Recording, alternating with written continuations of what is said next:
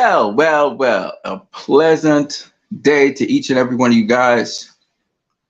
I'm Christ Am Disciple, and today we are going to be discussing Zack Snyder and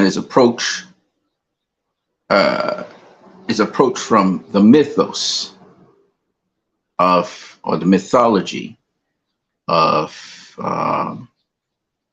whatever story he's portraying. Um, why that approach is a deep approach, and why it's actually important for us to actually look at mythos. Mythos basically, you know, reflects the truths of our society in some way, shape, or form. It informs us about ourselves in some way, shape, or form. So that's why mythos is so important, and we will talk more about that in a minute. But first of all, if you want to support this channel, you can do so via PayPal. The link is in the chat section and in the description. And if you want to hop on here, I said hope on here as a guest, but I really mean hop on here as a guest. You can do so. The link is also in the chat section, as you can see there. As usual, I'm going to give you the structure of how this stream will go.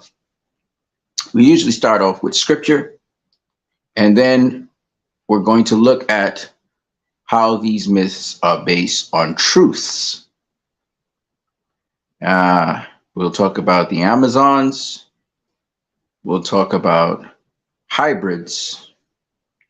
We'll talk about, oops, that's wrong. That's not for there. We'll talk about aliens. We'll also talk about how we do not use our full capacity as human beings. And we'll also talk about how media in general, how it influences and impacts our mindset to keep certain areas, to keep certain, not only the media, but also how we are educated or systems of education, etc. How it is suppresses certain abilities that we have within us. And I'll end it off by giving an example of how the power structure can be disturbed in the society we live in, the structure of how it is.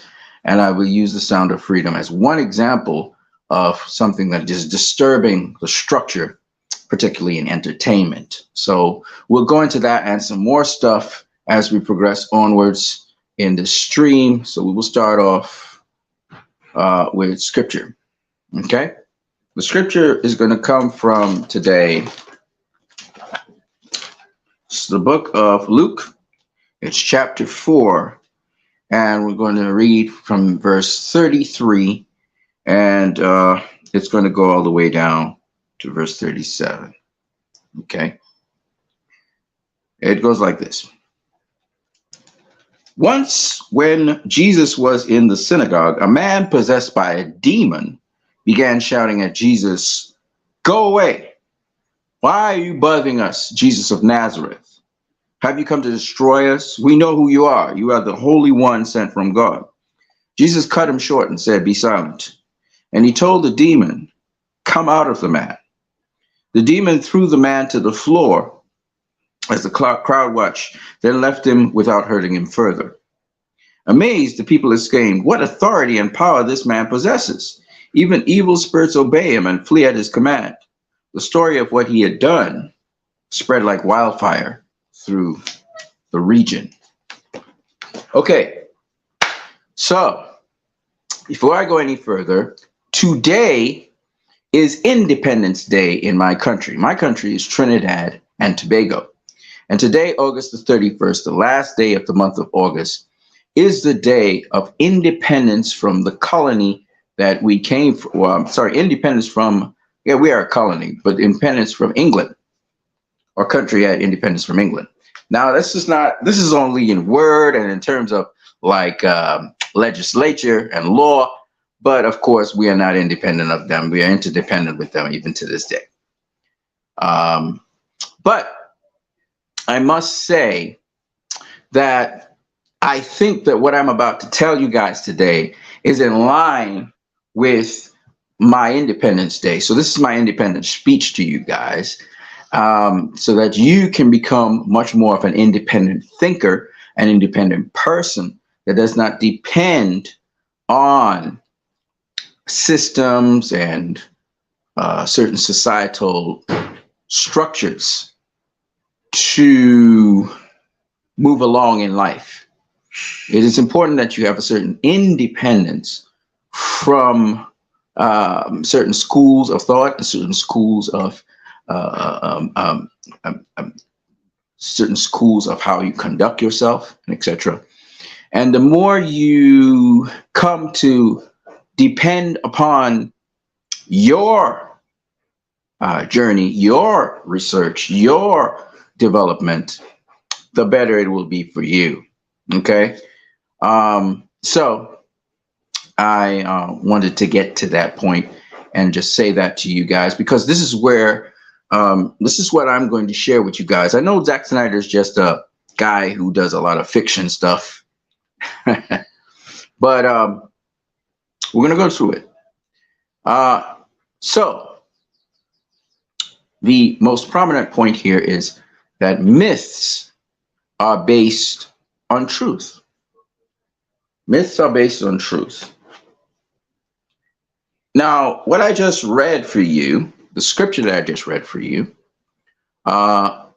concerned, I'm going to just scroll on the bottom of the screen. Sound of Freedom rubs against the elite power structure in Hollywood, so is blacklisted. I'm going to keep on letting that run for a minute, right? But let's just say myths are based on truth. And what I just read for you is interesting, because when a system is perturbed by something that's called a disruptor, one of two things can happen. The system can be destroyed, it can break down and be destroyed, or the system can try to stop that perturbance and get rid of it. Okay, there's one of two things that ever happen.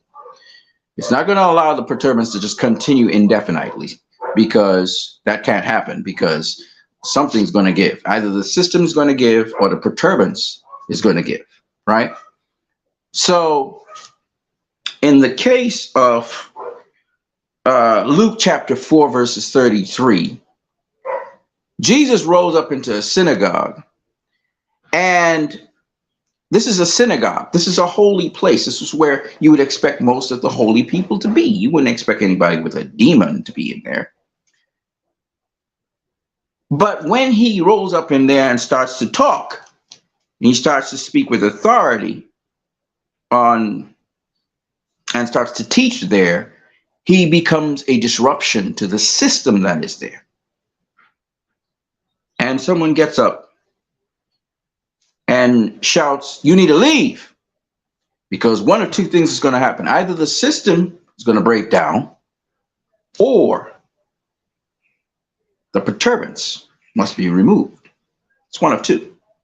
So in an effort to get rid of the disruptor, which in this case was Jesus, a demon-possessed man got up and said, "Go away. Why are you bothering us, Jesus of Nazareth? Have you come to destroy us?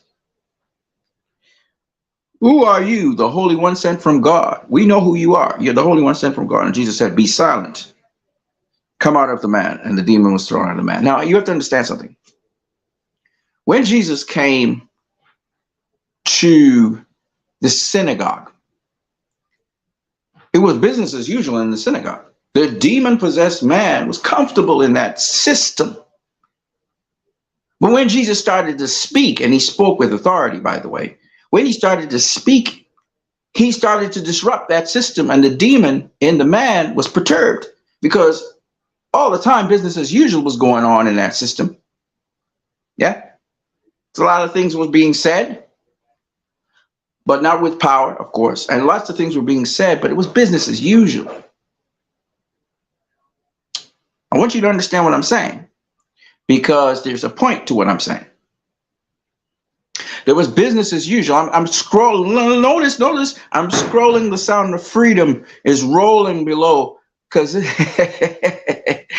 I'm saying something. I'm not just talking out my butt. I didn't just quote scripture for no reason. I'm saying something. Okay, so Jesus was speaking words that were disrupting the system. And Jesus didn't just speak, he spoke with authority. What you have to understand is words in and of themselves don't mean anything. They're just sounds. You know, I'm speaking in the English language. If you don't understand English, then it doesn't really matter what I say. It's nonsense to you. But when I show you what I'm saying, as I'm saying it, you can understand me. Jesus was speaking with power and authority, meaning as he spoke, things became manifest. Things were happening as he spoke. And that is what disrupted what was going on in that synagogue. It wasn't business as usual this day. It was transformative. And that was disrupting everything. Change disrupts those who are resistant to change.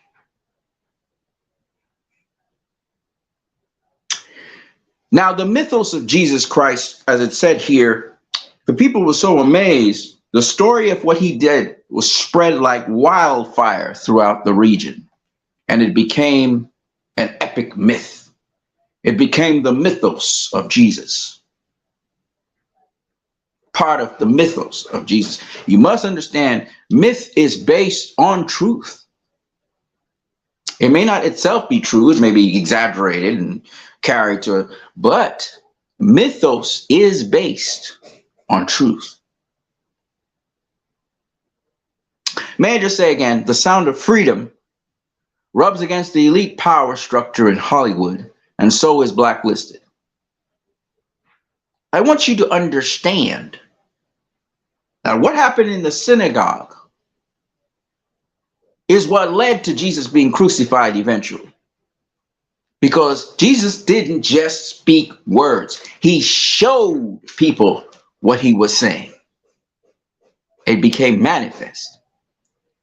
And in this existence, if you or I get to the point where we begin to manifest what we say, that is speaking with power and authority, expect exactly this kind of outcome. It will cost you your life. That's why I like Zack Snyder's movies, actually. It's called coming out of the shadows. It's called being in the supernatural. It's called crossing the threshold. When you're ready, you will step out. And when you do, there's no turning back. All right.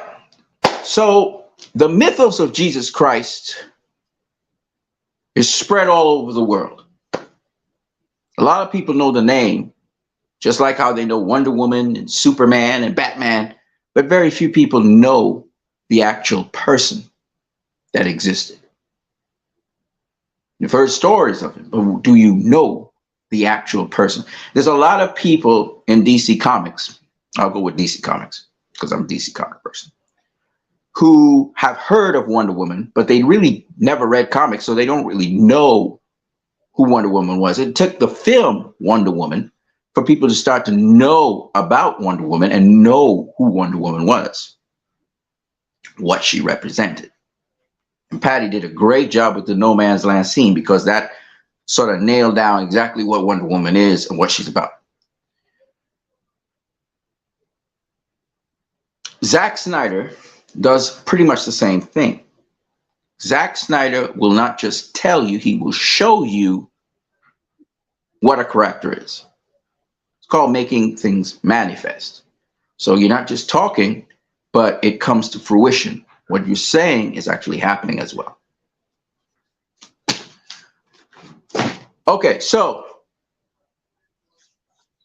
that's why when we talk about, when Zack Snyder decided to approach these characters, whatever thing he's doing, from mythos He's going into a much deeper dive. And if you do your homework and research, you're going to find out. So one of Zack Snyder's first movies that he did was 300.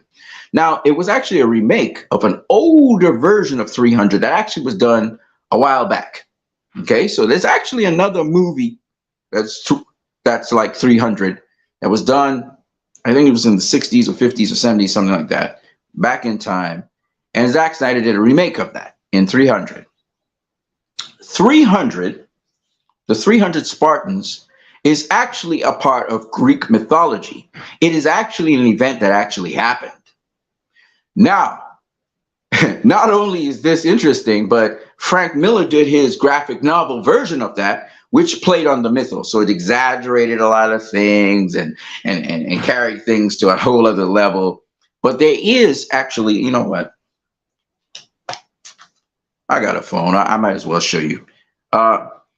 There's actually Greek accounts of these 300 Spartans who actually did start the revolution against Persia and eventually led to the overthrow of Persia, the rulership of Persia, and Greece, the Grecians started taking over, okay? So, hold on a second.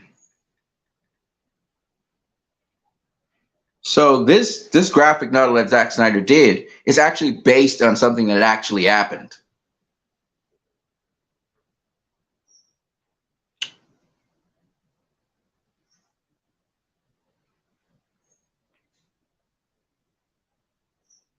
Okay, it was known as the Battle of Thermopylae. Okay, the Battle of Thermopylae. And here in 1814, a artist or a Jacques Louis David actually did a photo of it, a picture of it, sorry, a painting of it. All right, and it was known as the Greco-Persian Wars. Okay. It is assumed to have happened somewhere at 480 BC, 480 before Christ. Okay, it was known as the Battle of Thermopylae in Greece. The Persians won that victory, but because of the resistance by the 300 Spartans, that fueled an uprising by the Greeks, and the Greeks actually overthrew the Persians, and that's how the Greeks took power. Okay, so Leonidas I of Sparta, he went up against Xerxes I. Okay, in that war. So it wasn't just the Spartans alone. There was also the Helots, and you had the Persian army, etc. Casualties and losses, you had 4,000 from Herodotus and 20,000 from, and Herodotus was the source, sorry. 4,000 Spartans, 20,000 Persians. That was the Battle of Thermopylae. And that's the region there in Greece. So this is something that actually happened, okay? That's why I said myths are based on truth, okay? I'll give you another example. The Amazons. The Amazons.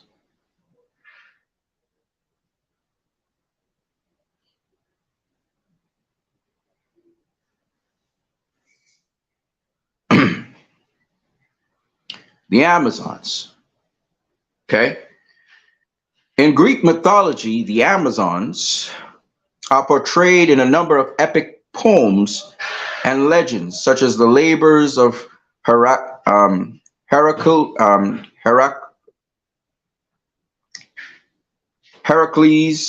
and then Argonautica and the Iliad.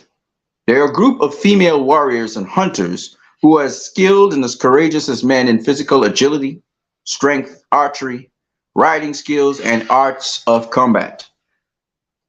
Their society was closed to men, and they only raised their daughters and returned their sons to their fathers, with whom they would only socialize briefly in order to reproduce.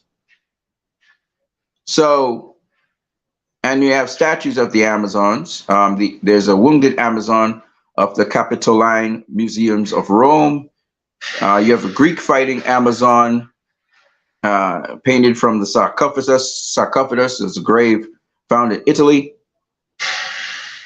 You have an Amazon preparing for battle, Queen Antiope, um, known as the Armed Venus by Père Eugene Emile Herbert, 1860 National Gallery of Art in Washington, D.C. Of course, we know of the Statue of Liberty as well. That is actually from an actual, that was imported across from Europe, and that a woman actually led the charge in a certain war. I can't remember which one it was. She led the charge in a particular war and was able to defeat the troops. She led an army and they defeated the troops. I think it was a coalition of Italy and a number of different countries against a major power at the time. And we know in the Bible there are many women who have led in wars. In fact, Jael, she killed the leader of, I can't remember who was his name. I think it was Sisera. Sisera was killed by Jael. We had great women warriors in the Bible as well. So what I'm trying to say is the Amazons, though, were a community of women who raised other women and they fought in wars and stuff like that. The text of the original myths envisioned the homeland of the Amazons at the periphery of the then known world. Various claims to the exact place from provinces of Asia Minor, Lycia, Caria, to the steppes around the Black Sea and even Libya. However, authors most frequently refer to Pontus in the northern Anatolia on the southern shores of the Black Sea as the independent Amazon kingdom, where the Amazon queen resided with her capital Themyscira on the banks of the Thermodon River. Okay, and they were also contracted to fight wars for other countries that couldn't fight wars for themselves. This is why they talk about the Amazons assisting humanity and all these things. But they were always on the edge, sort of on the edge of the other civilizations. They weren't mixing with them at all. Polyphatus, who himself might have been a fictional character, attempted to rationalize the Greek myths in his work on Unbelievable Tales. He suspected that the Amazons were probably men who were mistaken for women by their enemies because they wore clothing that reached to their feet, tied up their hair in hairbands, and shaved their beards. Probably the first in a long line of skeptics, he rejected any basis for them, reasoning that because they did not exist during his time, most probably they didn't exist in the past either. But obviously, we know of several, I can tell you several women warriors I know about just from the Bible, far less, I know of leaders. They have had judges of the nation of Israel who have been women. So, we've had, it's just inexhaustible. So I don't see why that would be a problem. And of course, we have now women who fight very well in MMA, boxing, combat sports, etc. To me, that's a no-brainer. There's such a thing. Decades of archaeological discoveries of buried sites of female warriors, including royalty in the Eurasian steppes, suggest that the horse cultures of the Scythian, Sarmatian, and Hittite peoples likely inspired the Amazon myth. In 2009, a grave with multiple generations of female Scythian warriors armed in golden headdresses were found near Russia's Voronezh. All right. And they have histographies everywhere. The ancient Greeks never had any doubts that Amazons were or had been real. Not only the people enchanted by warlike women of nomadic cultures, such as existing tales coming from ancient Egypt, Persia, India, China, Greek heroes of old had encountered with queens of their martial society and fought them. And remember, we've had queens of Africa, the great queen, that went to visit King Solomon. We've had queens in Africa. We've had great tribes in Africa. This is nothing new. People always feel that only men were warriors. No, actually not. Okay. So I just want to say that when we talk about Wonder Woman and the Amazons and so on, it's actually based on actual, and this is not myth. They actually did exist. There were women warriors. There were literally communities and colonies of women warriors that they used to fight, and then they had their own society and their own way how they conducted themselves, etc. All right. So Amazons actually did exist, and so what I'm trying to say is that The myths are based on actual truths. Now, I want you to understand the difference between DC and what the MCU is doing. Okay, so you will understand why I speak about Zack Snyder and why I'm talking about this, because in the upcoming movie Rebel Moon, you're going to again get a deep mythological sort of conveyance of information, and these things are based on truths. So if you're not, if you're somebody in denial of certain things, you're gonna find yourself thinking, "Oh, well, this is just little fairy tales for kids," and fairy tales in of themselves is another story and another day. But right, we have what's called Brother and Nancy tales, right? They're fairy tales, kind of, but not really, because these things actually do happen. Like I said before, things manifest themselves. So when we talk, words can or cannot have power. Sometimes we think we're just babbling and we're just talking miscellaneous stuff, but no. Okay. But anyway, Amazons existed. Now I'm going to talk about half humans or hybrids. That in and of itself is going to be very revealing, because what I'm about to tell you, I hope it doesn't surprise people, but I'm about to tell you some stuff. But first, you've heard about the Amazons. You've heard about the city of Atlantis, right? Let's talk a little bit about Atlantis. So the lost city of Atlantis, people speculate where it could be. The interesting thing about it is, Atlantis was a city that was underwater. It was built under the sea. Okay. And so, the story of Aquaman, this modern mythological stuff, and the lost city of Atlantis actually has a lot of factual stuff that supports it. In fact, it's not just one city of Atlantis. There were several cities that were actually underwater. Now, if you go in the Nile, you'll see several cities that are underwater. But the question is, were they always underwater? Right? Some of these cities were not underwater. The Nile kind of flooded and overtook them. But then some were. And they've done several movies, sci-fi movies with, people constructing cities underwater and how that would be. But what's interesting is that, this myth and this search for this underwater city, just like El Dorado, the city of gold that they kept on looking for in the New World, it is based on some truth. So let me explain to you what I mean. So like I said before, there's several structures, there's several cities, major cities and pyramids and stuff that are found inside of lakes, underneath lakes. They're underneath rivers, like the Nile River has several. You have several cities in the Dead Sea. You have several cities in the Mediterranean Sea. And there's no way, in the middle of the Mediterranean Sea, come on now. So you have to ask yourself certain questions. You have to ask yourself, what's going on? Why are these things so, how does a civilization exist underneath there? Because obviously that was built underwater. There's an explanation for that, but we'll get to that in time. But again, the explanation, do understand this explanation I'm about to give you. You may reject it, but I will ask you to just please do some homework and do some research on that. Okay. Now, Aquaman was half man, half Atlantean. Okay. I'm going to say something that's going to sound very controversial. I will ask you to look into it. Do your Google searches. Do a lot of Google searches. Okay. Adam and Eve weren't the first people on this planet. I'll say it again. Adam and Eve were not the first people on this planet. The word Adam means of the earth. Now, I need you to do your homework on this. Adam was the first person to come from the ground, to come out the ground. Okay? Eve was the second. But there were civilizations that existed on this planet before they came to be.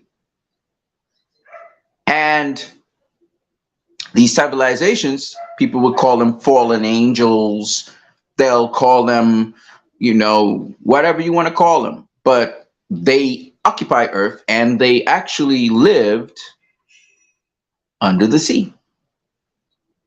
And this is where the mythos of Atlantis comes from, because these peoples, these civilizations, these that existed, were able to do many different things. When Adam and Eve saw the serpent in the tree of forbidden fruit, that serpent was what we call a shapeshifter. That's right, shapeshifter.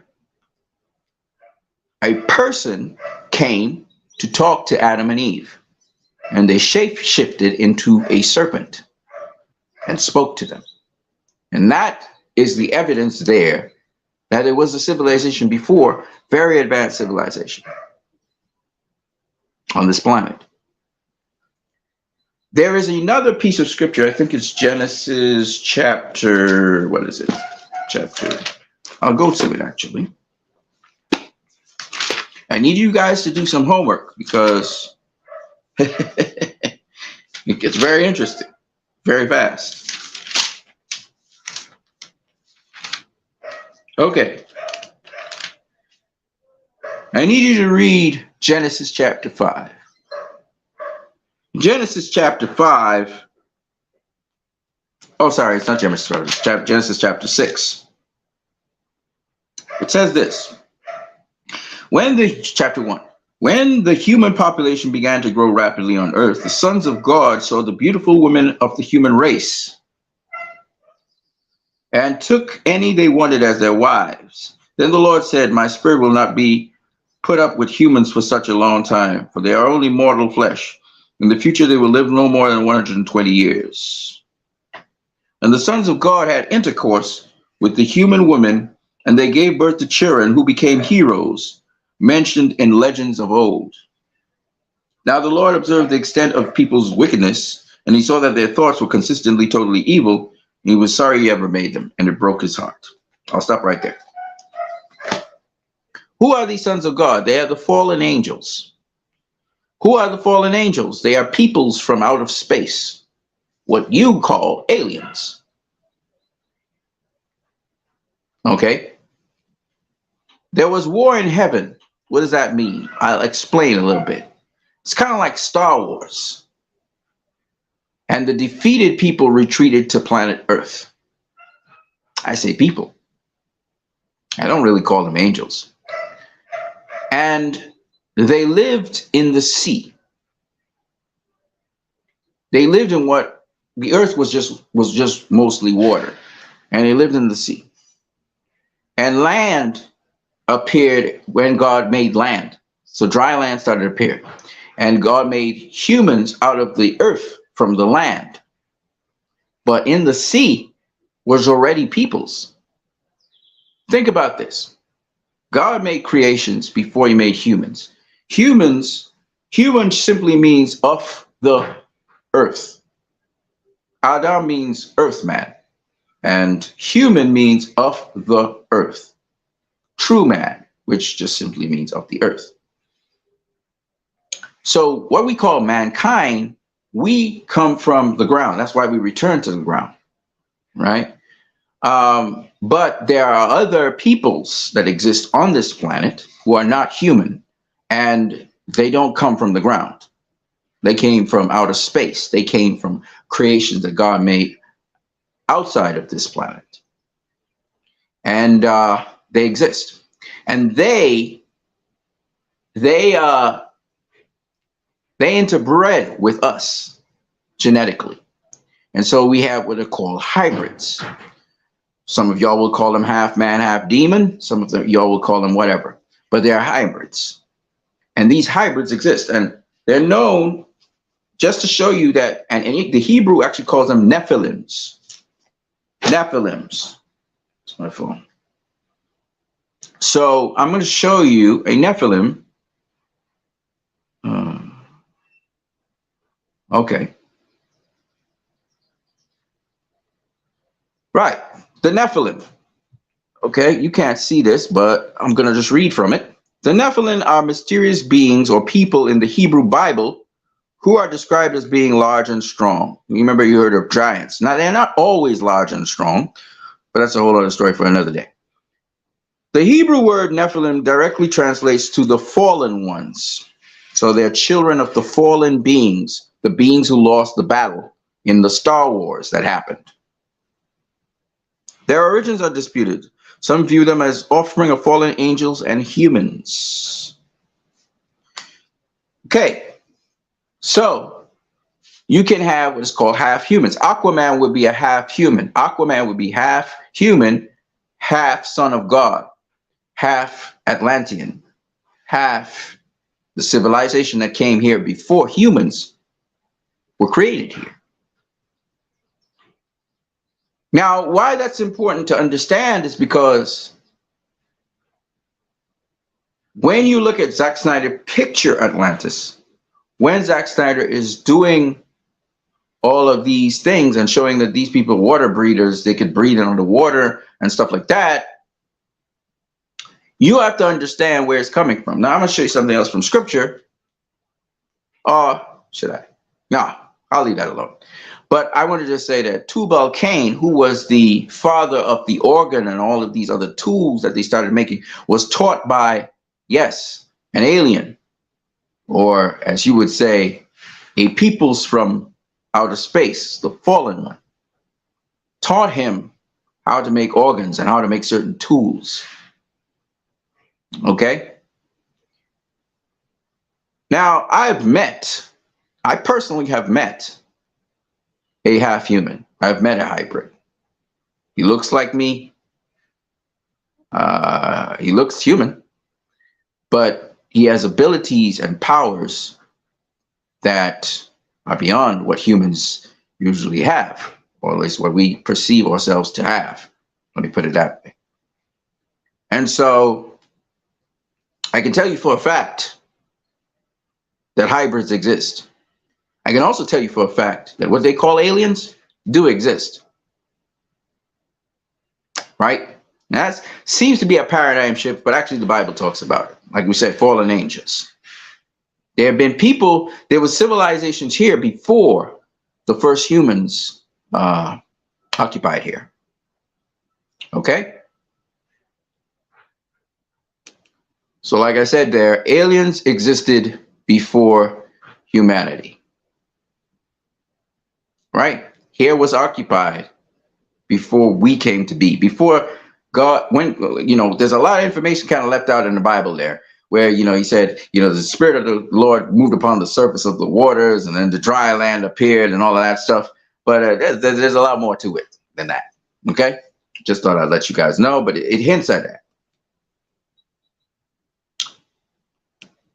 Which leads me to this. We use the geniuses, they say, use 25% of their brain. And we, the average person, uses about 10% of his brain. Now, that is what was said. I don't know how true that is.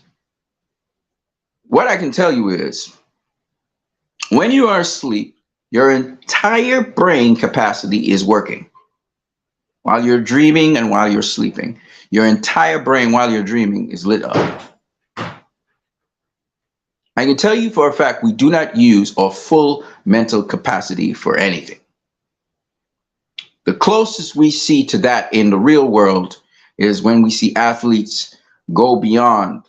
They can tolerate tremendous, trauma.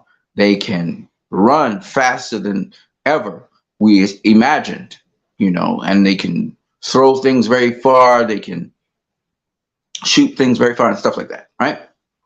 Great athletes and their mentalities to push the limits of themselves, they tend to show us that there are no limits. But even further, there is some entertainment out there that actually pushes the boundaries on that. I remember Shyamalan McKnight, doing Unbreakable, and Unbreakable is basically on that the mythos of the comic books, the mythos of the superhero and the supervillain is very real. And some people wanted to duplicate that, and they started showing that. And Unbreakable, Split, and Glass is all about just trying to show people that your potential, you have not tapped into your full potential. We are underusing our potential.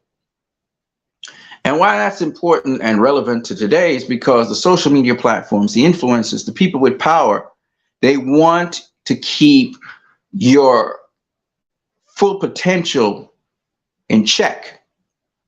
They actually want to keep your full abilities dormant, most of your abilities dormant. Okay? But as is happening, people are awakening from getting exploited because they're harvesting your abilities. They're harvesting your unlocked potential. And now people are beginning to realize they're being exploited. Right now in Hollywood, the strike is happening because people have been exploited for very long times by the elite people. And they're being used, all their resources are used up. We've seen it with Africa as well. Africa's not taking it anymore. They use all the gold, the resources, the water, all the good things in Africa, they take and then exploit the people. But the only way you can exploit people and take advantage of people is if they're ignorant of certain things. And to create that ignorance, you have to have an education system to make people feel ignorant. You have to have authorities to tell people, you have to go through this, you have to go through this gatekeeper, you got to go through this gatekeeper to know the truth and to be established. And then you have to go through this gatekeeper and so on and so on. And then you have to do this ritual and you have to do that ritual and you have to fall into this order and you have to fall into that order. There are all these schools of thought out there to control. Why does it need to be controlled? Because to exploit people, you have to control them. There's what, 7 point something billion people on this planet. At least some of them are human, some of them are not. To control all these people, you have to be able to create a certain degree of ignorance, because where they don't know, then they can't act. What is happening right now is not surprising. The social unrest that's happening right now, the way our people are becoming to get access to new information. People are wondering what is true, what is not true, but at the same time, they're accessing a lot of information. And then, of course, there's all the dumping of nonsense information in between to try and confuse you. But this is what's happening. There are certain topics you cannot research on YouTube. There are certain topics you cannot research on Google. Okay? Now, the sound of freedom is one of those disruptors. That's why I had it. As Jesus was disrupting the situation, I was talking about this. The sound of freedom is a disruptor. For no reason at all, Netflix does not want to air the sound of freedom on it. There's not enough press. Like, you can't get press on the sound of freedom. And this is a very important topic on human trafficking. But because it links human trafficking to some very powerful, influential people in Hollywood, all of a sudden it's blacklisted. In fact, if you do remember Ellen DeGeneres' girlfriend, I forgot what her name is. Let me find it. She was recently, I think, either this year or last year, she was recently murdered. But it wasn't looked at as a murder. It looked like she was going crazy as she was flying down the street with her car, and she crashed into some place and died. I'm trying to remember what her name is.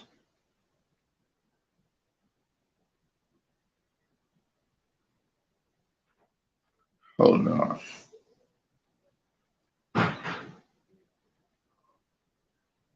Very great actor, actually. Actress. Huh. Okay. Very good actor. Anna Hatche. She died in a massive car crash. I don't know if she's alive still.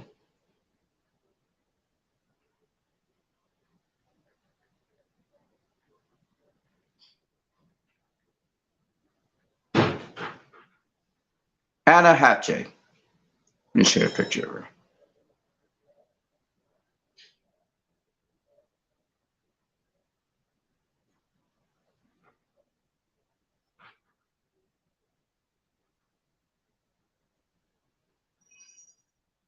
This beautiful young lady here, Anna Hatche. She's dead now. And she died because apparently she and some other prosecutor or some other person, she was going to expose the pedophilic ring in Hollywood. She was going to talk about it. And apparently she was just flying down the road like she was crazy, running away from something, and she crashed her car. I don't know if it's occultic something that they tried to put something on her, or if they mess with her mind, because it can mess with people's mind. They know how to mess with people's mind out there in Hollywood. But she ended up crashing her car, and she eventually died of injuries from the accident. And the car plowed into, I think it was another vehicle and something like that. Because these people are high up in the occult and all that kind of stuff in Hollywood. All right. This is a prominent actor, a really great actor. She's dead now. Okay. There are pedophilic rings and the sex trade in Hollywood. And we all know, and I think he lost his life in prison. I forgot what his name is. He had a big famous island. I forgot what the name of the island is. You know what? I'm going to find it.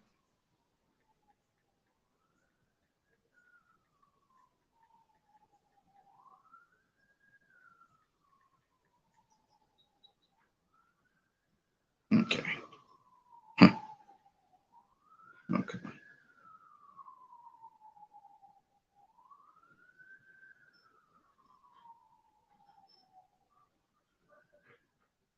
Uh, Hold on a second.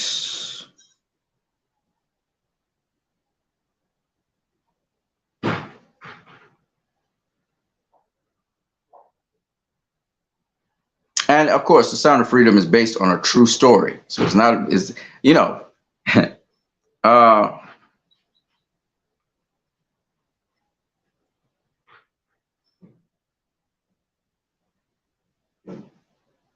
it's a big thing in Hollywood, the sex trade.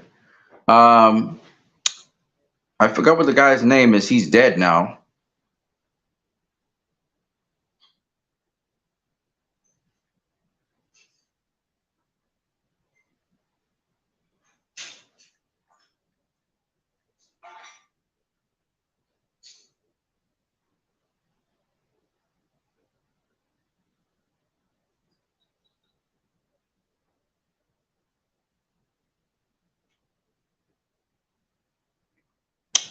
Hollywood's a little bit out there, but I'm trying to find the person. It's a famous name. You guys remember the guy, but I just can't remember his name right now. Anyway, he was put into prison for his famous island. I forgot his name right now. That a lot of people used to go to, and they had sex slaves there, and they had even children slaves there. Pedophilia. And pedophilia is a big thing in Hollywood right now, and they're trying to cover it up. We're talking about gay pedophilia as well as we're talking about heterosexual pedophilia. And what I think the Sound of Freedom is doing is really nipping it in the bud, because I'm telling you right now, that's the center of power for a lot of these powerful people, because they want what is called virgins to molest for their sacrifices and all kinds of things that they do. So it's very, very demonic, and it's very, very evil, and that's why now this is unraveling. That's why I used the other scripture the other day. Now, it doesn't matter if you're right wing or left wing. It doesn't matter, because, like I said before, these things are all interconnected. Hollywood's interconnected with the political structure of America, because they're all interconnected by the intelligence agencies. Hollywood gives a certain kind of programming to entertain the world, to get the world getting on par with a certain kind of programming that America wants to transmit. And it's not really America, it's really the private sector of America, the private elite of America that runs America anyway. and they're the ones who try to set the agenda. You know, you have all these meetings with, you know, different people in key positions, and that's how it kind of works. Now, the thing about it is, anyway, that Sound of Freedom is a disruptor. Now, a lot of people feel that Zack Snyder would lose his life or some kind of craziness like that from sharing his movies. I don't know if necessarily that would happen to him. I know his daughter lost her life because of something he was trying to pursue. But I would say it this way, okay? I will say that you just have to be wise as a serpent, harmless as a dove. I am able to do this and say all I'm saying because I'm nobody. They don't expect, if I drive, if a lot of traffic starts coming to my stuff and people start getting attention and awareness to what I'm saying, then I become a threat. But I'm not a threat as it is right now. I'm just a fan out there. And conspiracy theories, you know, they just label me conspiracy theory, and that's enough, right?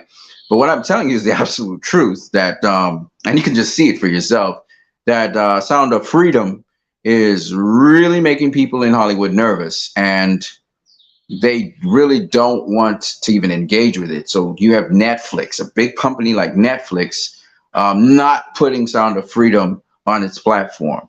And that's because some of the people in Netflix are compromised, and their hands are dirty, and they're still doing the same things that Sound of Freedom movie is alleging that certain people with power are doing. And it's a serious indictment on these people. I'm not saying that there aren't people out there with pure intentions who are doing the right thing. And if that's the case, then you have to worry about that. But the ones who are, their hands are dirty. And that's what Zack Snyder keeps on doing with his movies as well. So they're trying, there's no reason why Netflix shouldn't be airing Sound of Freedom. No reason at all. None. And there's no reason the major trades and the major networks shouldn't be airing Sound of Freedom. There's no reason, because this is actually based on a true story. Whether there's exaggeration, like I said, Mythos is always based in truth. Whether there's exaggeration or not to it, this is a real thing.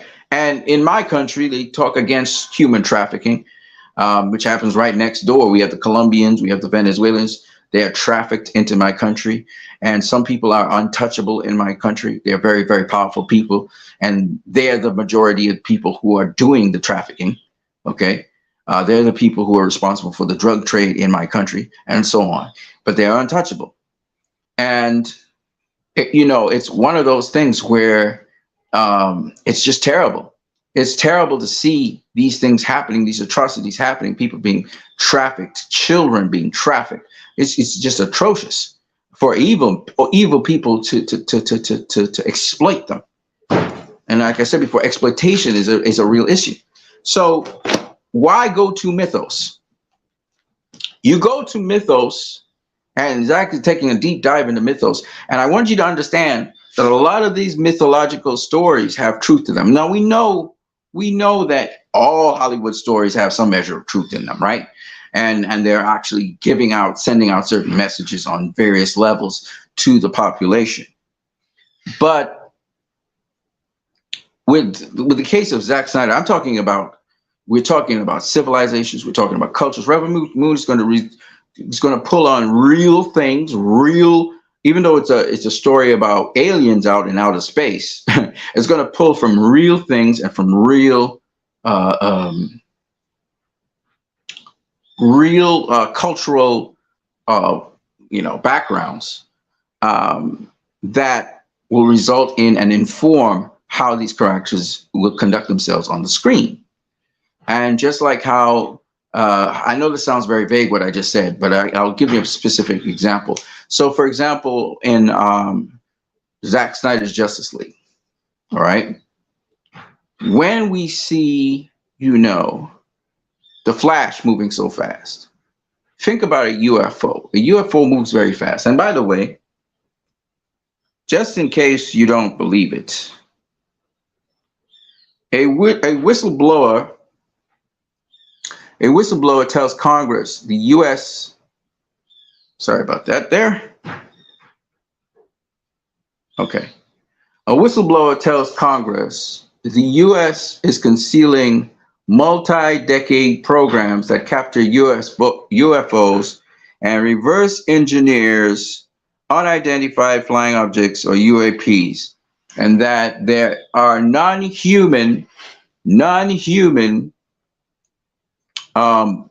bodies that they have observed and have, you know,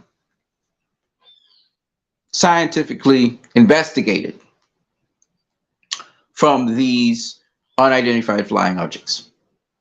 Okay, so they all but the whistleblowers all but confirming that yes, aliens are here. There have always been aliens here. We were created, and aliens were here. Okay, so there's not a if, but, or maybe about aliens being here. They've always been here. Whether you want to call them fallen angels or demons or whatever, right? They've been here. So all the myths I'm trying to say, you know, with like the movement of the Flash moving so quickly. Well, UFOs move very quickly, right? They move very, very fast. What does this mean? This means that even cyborg is based on a cyborg, right? And we are more and more into playing with machines. We're able to get into each other's heads. You know, the technology is there now where people are trying to do what's called body swapping, where I'm inside of somebody else's head, they're inside of mine, by connecting electrodes to the brain and stuff like that. There's a lot of crazy stuff going on out here, if you don't know. So what I'm saying is that cyborg, which is seen as a member of the Justice League, is very plausible, very real, right? Very real. It's almost like sci-fi. You're talking sci-fi now, right? Because now you have chips on you where you can just come inside your house recognizes you, turns on the lights, you know, knows what you want to get to eat. You can just sort of not think it, but you can kind of more or less along certain lines, turn on switches, turn on lights, do a lot of things in the house without you even having to move a finger, right? So you're a human cyborg already. When we are interplaying with machines and technology all the time now, right? So cyborgs are a very real thing. It's not just mythological anymore, but it is mythological at the same time. So what I'm trying to show you is that Zack Snyder, he's coming from a mythological perspective because he wants to come from a truthful perspective, a deeper perspective. It's not like Iron Man, where Iron Man's cool, and you know, Iron Man made you kind of think, hey, that's possible, but it wasn't mythologically built off of something, right? And what it teaches us is that what we think is advanced for us has been around all the time. It's not advanced at all. There's nothing new under the sun, says Solomon. So this is what Zack Snyder kind of opens the Pandora's box towards. And this is why I like his movies, because even when you see Superman about to fly and you see the rock swirling and stuff, I know that that's actually, there's truth to that. And I don't want to go into it too much, but just to say levitation and human beings being lifted up and carried to different places is nothing new. It's written in the Bible, for crying out loud. Philip was picked up and carried a certain place. You had Elijah going up in a chariot of fire to heaven. You know what I'm saying? And we can just go on and on and on about that, right? Because ultimately, you know, when he shows you these visualizations, you believe it's real, right? Because there's a certain reality to it. It's not just mythos. There's a certain reality to it. Anyway, that's all I got for you guys right now. I hope you guys had I hope you enjoyed this video. Do go and see Sound of Freedom and try and get your hand on Sound of Freedom. It's something you really do want to see. Myths are based in truth, and a lot of times, especially with science fiction sort of predates what is to happen. And you have to ask yourself the question, where are they getting these ideas from? Where are they getting the science fiction from? Huh? Anyway, I'm going to leave you with that. I am Christ I Am Disciple. You guys have a good one. God bless you all. Have a good day.